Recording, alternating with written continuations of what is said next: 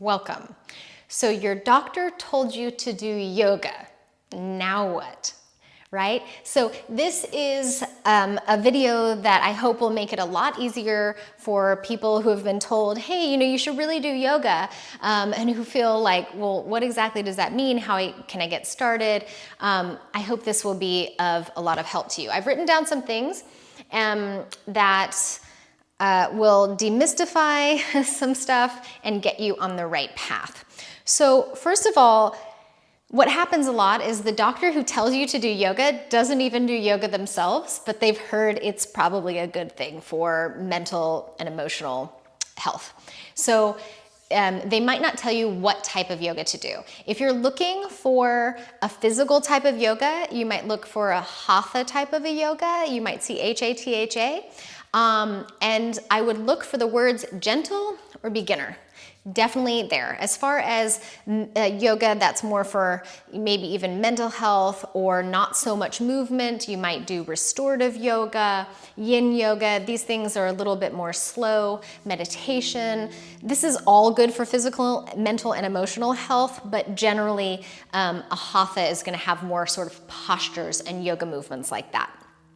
I would tell you to definitely start very slow with videos or a teacher who knows how to work with beginners, and expect that it's going to feel weird. You're not going to know what's going on. If you can just erase that you're going to have any idea of what's going on, initially, that's going to be better. It's going to feel foreign. It is foreign. Everyone starts somewhere. You're starting there. Over time, your body, your mind, everything will remember more of what you're doing, and you'll even create that cellular memory. Do what you're drawn to. So if you take a type of yoga or you watch a type of yoga and you go like, I want nothing to do with that, then maybe look and feel around for some more until you go, okay, actually that looks like something that could be fun or could be helpful or that might feel good. Because what you're more drawn to, you'll tend to do more of rather than feeling like this is homework. This is something I really don't want to do. Buy a yoga mat, and I would invest in a couple of foam yoga blocks. Or because they're lighter. I can get into all that later, but foam to start with, and maybe a yoga blanket or even just a towel, something that will be there to pad your knees when you need to put your knees down, raise your hips up like I have when you need to be seated, and something like blocks, which when it's a little harder to touch the floor in certain postures like this, you can take your hands down onto blocks. Same things with things like forward folds. You might have to bend your knees and add some height to that rather than folding yourself into some god-awful sandwich that doesn't feel good because you're sort of waking up into flexibility. And even if you never put yourself into a sandwich, who cares? That's not the point of yoga. So let's see. What you want to do is based on internal sense, not on external looks. So please, whatever type of yoga you are doing, don't try to make it look like something if you feel robotic and you're holding it and you're not breathing. Instead, feel into it, come into your breath. Breath is number one. Breath is the leader of the rest of the parade. The rest of the band follows along. So if you're in your breath, you're doing yoga, even despite what the posture looks like, okay? And I would rather have you feel really good in the breath and back off and do less of the posture than go really deep into a posture and be holding your breath. And baby steps in the right direction always add up. So if you start doing yoga once a week, great. It's better than 0 times a week. 2 times a week, better than once a week. 3 times a week, probably better than twice. You can do too much yoga. It does happen. People get burned out. So only do it to the degree that it feels sustaining and supportive, not like, oh my gosh, now I'm too tired to even kind of do the rest of my day. It should feel like something that supplements you to help you keep going. And I would say if you want to retain the benefits, retain more of the strength, retain more of the flexibility, 3 times a week, at least, is probably the best in order to not feel like you're coming back new every time. Not that, again, once or twice a week, that still does count. So I am going to take you now through just about 5 minutes of movement. So maybe this is your first yoga class ever, and maybe you've done yoga before, but we're gonna all feel better in just 5 minutes. And that's my last thing that I want to really drive home, is that you don't need a super long practice for it to be impactful, to feel better, and to change your body physically, chemically, right, to a better state. So lay down on your back. And even if you don't have a yoga mat yet, don't worry about it. Lay down on a carpet or roll out a blanket, something there.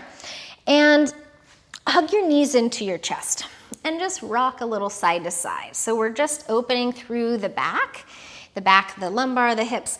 And then we'll get a little bit more into the core by lifting our shoulders and our head and then lowering that back down. And you can even use your hands. If your elbows are wide, you're gonna be more in a heart opener. So draw your elbows a little forward and come up and down. We're creating some heat here, opening that back body and gaining some core awareness and some core strength. One more time, and come down.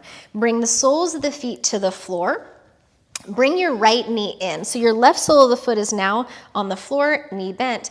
And either stay here and hug the knee in, or bring the leg up. Now the leg doesn't have to straighten all the way, it can stay bent. And interlace your fingers behind that thigh. And then maybe add a little stretching, maybe a little more length and bend. Maybe you're keeping it a little lengthened and you're bringing your hands closer down the leg, depending on flexibility. You can even hug in with your hands and press away with the leg. We're just opening that back leg a little bit more, which helps the lumbar. And then just switch sides. Hug the other knee in, stay here, or maybe give some extension and interlace behind it. You might be giving some extension and flexion, just a little straightening and bending. So we want to keep the muscles healthy as well as the joints, as well as the ligaments and tendons, but our joints actually change the range of motion, and you might change where you're holding on the leg, keep breathing. They actually change the range of motion based on how you use them, and if you stop using them in their larger ranges of movement, they stop creating new cells, new healthy cells to create that movement. Hug the knees back in, lift up with the chest, and lower down. Bring the soles of the feet down, bring the legs forward now. Reach your arms back behind you, grab your wrist or your hands, and take a full body stretch, as if you're trying to add length to the whole body. Move it around. Maybe roll the ankles and the wrists here. And then we'll slowly rise up to seated. So you might need to roll to one side, press the hands down, and come on up. We're coming to an all fours position, so if you need to go grab a towel or a blanket to put under your knees, please pause the video, go grab one, and take that down. And if you don't need any padding, of course, that's fine too. Coming to all fours. So we're gonna do something that we do a lot in yoga called cat-cow. Beautiful for spinal health, because not only the bones of the spine need the movement, but the discs in between the spine. So drawing the belly down, heart lifts, hips lift, and then rounding the tail, draping the head, opening behind the shoulder blades underneath, and back and forth. So you might start really small, where you're just doing a little range of movement, and that might grow. A lot of people like to use an exhale on the rounding forward and an inhale on the back bend, heart lifting, okay? So nothing's in stone, nothing at all, and you need to feel into what just feels best for you. One more time, draping down, opening the back of the heart, and then reversing that, opening the front of the heart, shoulders and the hips. And then draw your organs toward your spine. So in yoga, we want to find stability, so we're not dropping into the lumbar when we need to hold weight. And so draw your organs toward your spine without that rounding, and we'll just rock this forward and back. So instead of bobbing the hips up and down, we're gonna keep that nice and stable and just move this forward and back. This is gonna get into the shoulders, the triceps, and the core even more, obviously the hips. And Continue to find your breath. The breath will leave you in yoga. You'll find yourself holding the breath. You'll find yourself stiffening it, making it too quick breathing. But just come back, remind yourself, and that's enough. And then from here, we will tuck our toes, lift our knees, and move slowly into a downward facing dog. Hands are shoulder width or a little wider, and don't try to get your heels down onto the ground. Just pedal out through the feet, alternately bending one knee and the other, back into those hamstrings where we started, opening. So critical for if we've been sitting a lot, and just for the overall feeling of health and well-being is to just get a nice stretch through the back body. Deep breath in, and exhale, lowering back to the knees. And I'll take you to child's pose now. So knees in child's pose can be together or separated depending on what feels best in your hips and your spine. You can take your forearms down. You can come forehead down, arms forward. For a lot of us, our knees don't like such an acute angle, such a small angle. So rolling something behind the knees to prevent that acute angle can be really helpful in widening the knees apart and coming down here, okay? And if you have really tight calves, it's actually gonna massage your calves. It might feel a little, might feel like, whoa, I really needed to get in there. Okay. The other thing you can do is if it's just a little much for child's pose like that, you can just come into a all fours, forearms down, or even a little shift back, hips a little further back, or even above, okay? Take a deep breath in, big sigh out. And then take your time rising back up to seated. I'm going to show you one more trick that if you don't do any other yoga in your life, this trick will bring you a lot more ease and it will nourish your nervous system. You will actually get out of fight or flight faster with this than any other way that I know. And that's through the breath, but it's also with an added hand movement. So I'm gonna invite you to, even if you're like breath schmeth, give it a try. Just give it a try and see what might happen, because this is scientifically proven. This isn't just like tree hugging yoga hippie stuff. So close your eyes and find your breath through your nasal passages. All right, now check in. Are your shoulders over lifting? Are your elbows reaching out to the side? Soften it down. This can also be done on your back if you prefer. And we'll turn our palms facing up. As you inhale, broaden the fingers slowly away, like you're blooming your hand open gently. And as you exhale in the same pace, draw your fingertips towards your thumb. They don't all have to touch or scrunch up, it's just they're closer. Inhale, blooming the hands out. Exhale, fingertips towards the thumb. So if you're feeling erratic, if you're feeling rageful, upset, this is great. Inhale, opening the hands.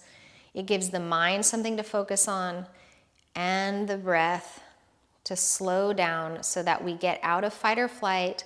We're not producing the same amount of cortisol or adrenaline. Inhale, open the hands. Exhale, draw back in. And we can move into the parasympathetic nervous system of rest and digest and restore. 2 more times. Inhale, slowly unfold, bloom the hands. Exhale, draw that back in. Last time. Inhale, open. And exhale, draw in. If you would like to do any more yoga with me and you're feeling a little newer, a little fresher at it, then first of all, bravo. Second of all, I would look into my section beginner friendly. I have over 100, well, this is, who knows when you'll be watching this. I got a lot of videos on the channel. So you can kind of hit the videos tab and you'll see all of those. But if you just go to my section, there's a beginner friendly section where you should find things that will be most useful to you as you're starting out. And I just want to say, like, all of my hats are off to you because you are showing up. You're not saying, oh, I should do yoga sometime. Like, oh, I've really been meaning to do that. you're actually doing it. So thank you so much. If you have any questions, I answer all of them. So go ahead and comment below. If you got any value to this, please do subscribe and hit the like button. You guys are in control of what channels are shown to more people on YouTube. That the algorithm looks for all of that engagement, and you guys are the ones engaging. So I really appreciate you for doing that, and I hope you have a beautiful day and a beautiful yoga journey. Namaste.